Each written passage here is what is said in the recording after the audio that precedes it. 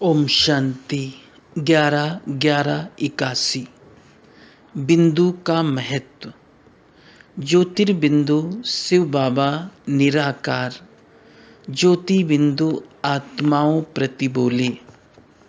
आज स्नेह के सागर बाप अपनी स्नेही आत्माओं से मिलने आए हैं।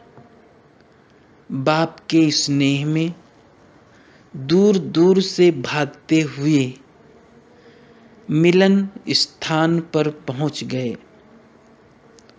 बाप दादा ऐसी स्नेही आत्माओं को स्नेह का रिटर्न, स्नेह और सहयोग सदा देते हैं, अब भी दे रहे हैं और देते रहेंगे।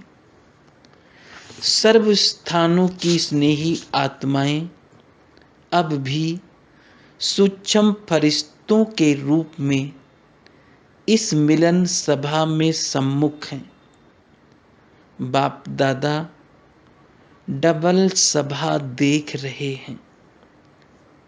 एक साकारी शरीरधारी इस धरनी पर बैठे हुए हैं, दूसरे आकारी रूपधारी जिन्हों को इस धरनी के स्थान की आवश्यकता नहीं, धरनी से ऊपर लाइट रूप में लाइट के आसनधारी जो थोड़े स्थान पर बहुत दिखाई दे रहे हैं। तो दोनों सभाओं को बाप दादा देख हर्षित हो रहे हैं। बाप दादा बच्चों के स्नेह की शक्ति देख रहे हैं कि स्नेह की शक्ति के आधार पर सेकंड में कितनी भी दूर से समीप पहुंच जाते हैं। जितनी स्नेह की शक्ति महान है, उतनी सम्मुख पहुंचने की स्पीड महान है। कितने अमूल्य रतन सामने आ रहे हैं। एक एक रतन की महिमा महान है। किस किस महारथी का वर्णन करें। समा के ऊपर परवाने आ रहे हैं। सभी बच्चों को बाप दादा सदा सहज योगी भाव का वरदान दे रहे हैं। सिर्फ एक बिंदी को याद करो। सबसे सरल मात्रा बिंदी है।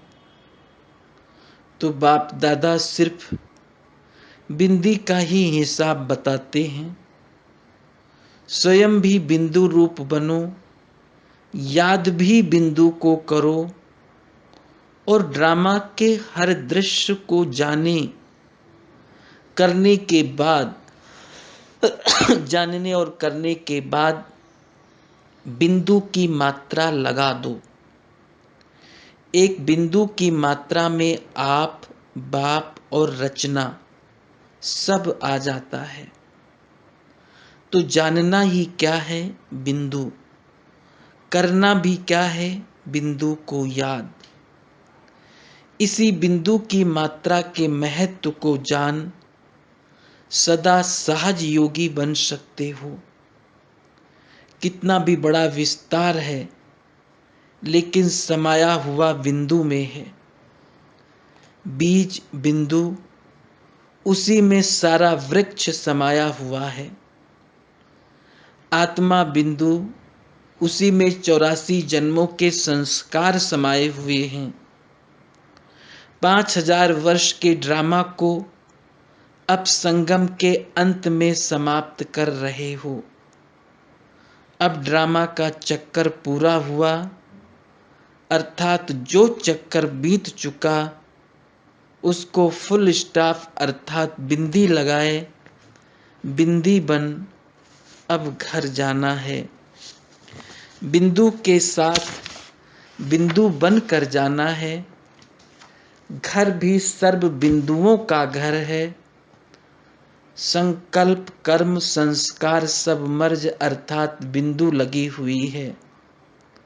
समाप्ति की मात्रा है ही बिंदु। सर्व गुण सर्व ज्ञान के खजानों के सागर, लेकिन सागर भी है बिंदु। संबंध और संपर्क में भी आओ तो सर्व के मस्तक में क्या चमक रहा है? बिंदु। सर्व कार्य करता कौन है? बिंदु है ना। चाहे धरनी से चंद्रमा तक पहुंचे तो भी बिंदु पहुंचा। चाहे आप साइलेंस की शक्ति से तीनों लोकों तक पहुंचते तो भी कौन पहुंचता? बिंदु।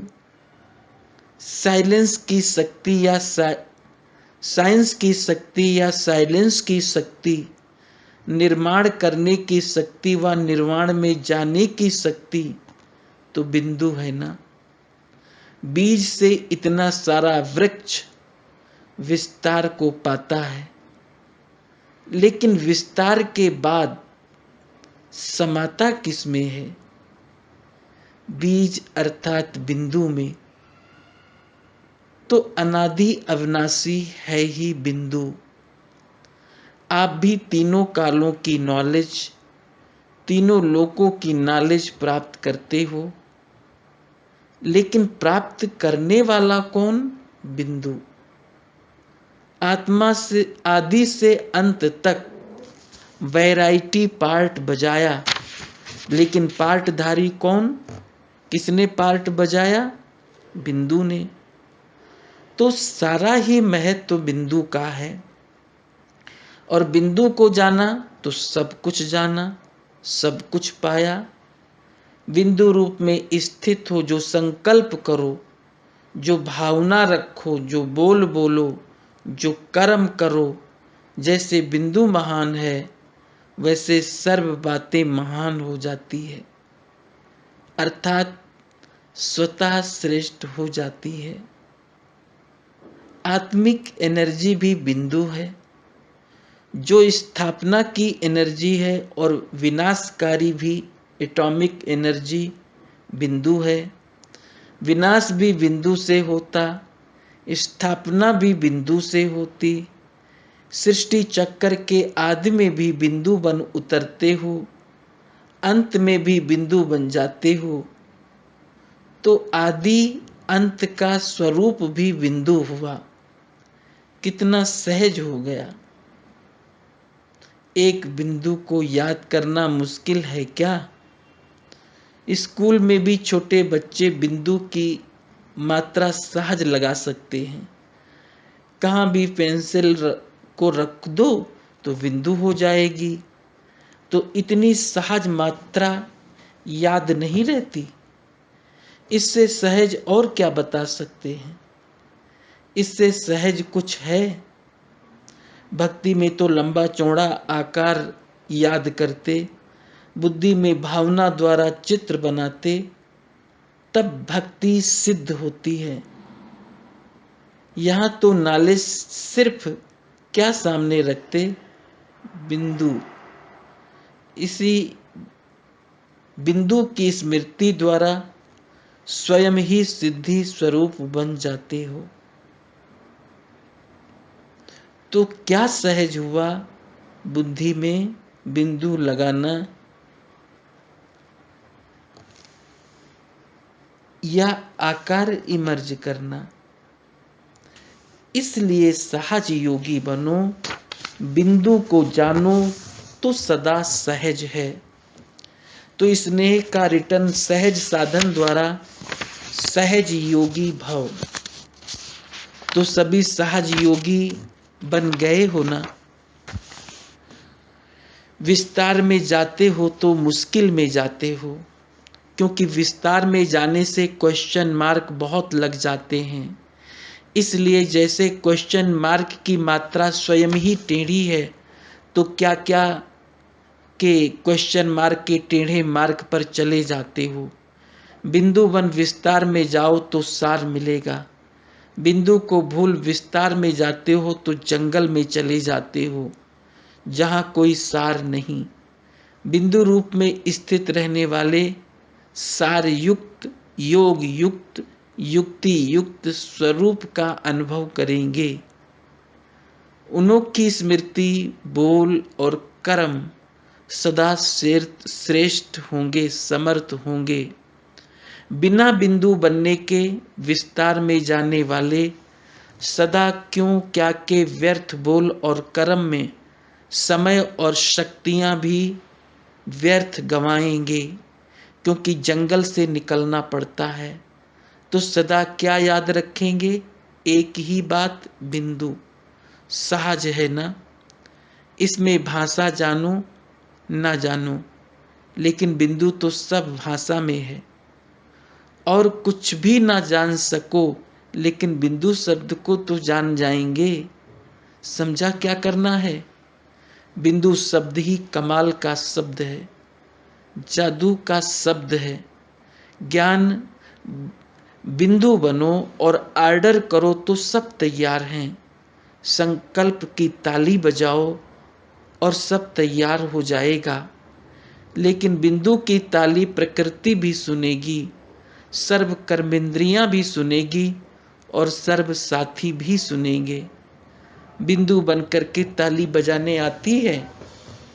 अच्छा, सदा अनादि अविनाशी स्वरूप में स्थित रहने वाले, बिंदु के महत्व को जान सदा महान रहने वाले, बिंदु स्वरूप हो सर्व खजानों के सार को पाने वाले, सार युक्त, योग युक्त, जीवन मुक्त आत्माओं को बाप दादा का याद, प्यार और नमस्ते। टीचर्स के साथ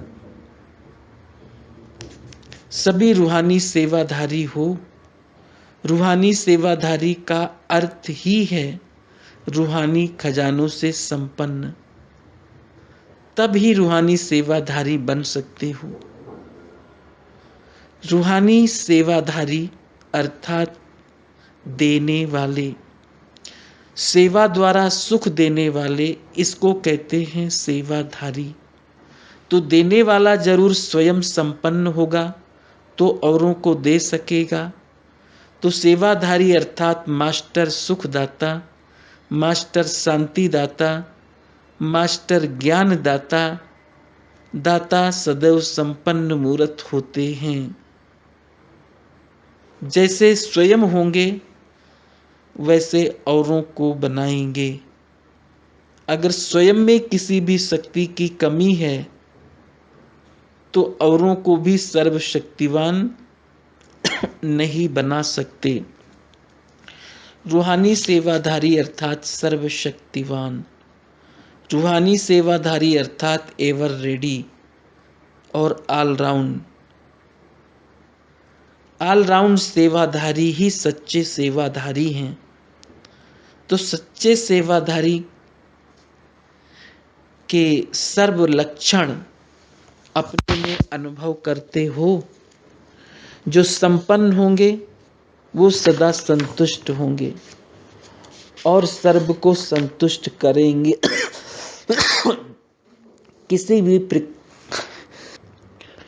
किसी भी प्रकार की अप्राप्ति असंतुष्टता पैदा करती है। सर्व प्राप्ति है तो सदा संतुष्ट। संतुष्ट रहना और संतुष्ट करना, इसकी विधि है संपन्न और दाता। दोनों बातें चाहिए। कोई संपन्न हो लेकिन दाता ना हो तो भी संतुष्ट नहीं कर सकते। तो दाता भी और संपन्न भी। ये खुशी तो सभी को है ना कि हम विशेष आत्माएं हैं। सारे विश्व में से कितनी थोड़ी सी आत्माएं सदा बाप की सेवा में तत्पर रहने वाली निमित्त बनती हैं। तो जो कोटों में कोई में भी कोई आत्माएं निमित्त बनती हैं, उसमें हमारा ही पार्ट है, हमारा नाम है। ये कितनी बड़ी खुशी है। कोटों में कोई, ये हमारा ही गायन है। ये रूहानी नशा है। रूहानी नशा सदा जितना ऊंचा उतना नम्र बनाएगा। देह भान का नशा होगा थोड़ा, लेकिन घमंड से, अभिमान से ऊंचा समझेंगे। सच्चे नशे में रहने वाले सदा नम्र चित्त होंगे। नम्र चित्त से ही सबको अपने आगे झुकाएंगे। सुखदाता नम्र चित्त आत्मा बन सकती है। अभिमान नम्र चित्त बनने नहीं देता। नम्र चित्त नहीं तो सेवा हो नहीं सकती। तो सेवाधारी की विशेषता सदा नम्र चित्त, स्वयं झुका हुआ होगा तब औरों को झुका सकेगा। तो रूहानी सेवाधारी, रूहानी शब्द सदा याद रखो। चलते फिरते बोलते कर्म में रूहानियत दिखाई दे, साधारणता नहीं रूहानियत। संतुष्ट आत्मा को ही सेवाधारी का टाइटल मिल सकता है। संतुष्ट नहीं तो सेवा लेंगे तो सेवा लेने वाले हो या सेवा करने वाले हो। रूहानी सेवाधारी लेने वाले नहीं, आज ये हुआ कल वो हुआ। ऐसी बातों को पीछे समय गंवाकर सेवा तो नहीं लेते हो। ये सब बचपन की बातें हैं। अब बचपन समाप्त हुआ। अभी जो लिया उसका रिटर्न करना है। अभी कोई भी कचहरी नहीं होनी चाहिए। बड़ों का एक्स्ट्रा समय नहीं लेना है। किससे कहानियां समाप्त। अगर अभी तक भी सेवा लेने वाले हो तो आज से समाप्त कर देना। बिंदी लगा देना। बीती सो बीती, बिंदी लग गई ना तो समाप्ति की बिंदी लगाकर जाना। बिंदी लगाकर सदा संतुष्ट रहना और सर्व को संतुष्ट करना। यही पाठ सदा याद रखना। अच्छा, निर्मल शांता दीदी से। महान आत्मा अर्थात सफलता मूर्त, तो सदा सफलता मूर्त होना। जो जितने हल्के रहते हैं उतना सहज और स्वतः कार्य हो जाता है। जो ज़्यादा कार्य का बोझ उठाते हैं तो बोझ के कारण निर्णय शक्ति काम नहीं कर सकती। इसलिए सफलता में फर्क पड़ जाता है। कार्य करने के पहले सदा स्वयं डबल लाइट, वायुमंडल भी लाइट, स्वयं भी लाइट, साथी भी लाइट, सब लाइट, तो लाइट हाउस का कार्य हो ही जाता है। लेकिन कोई भी कार्य जब शुरू करते हो तो लक्ष्य ठीक रखते हो, फिर बीच में वो लक्ष्य मर्ज हो जाता है।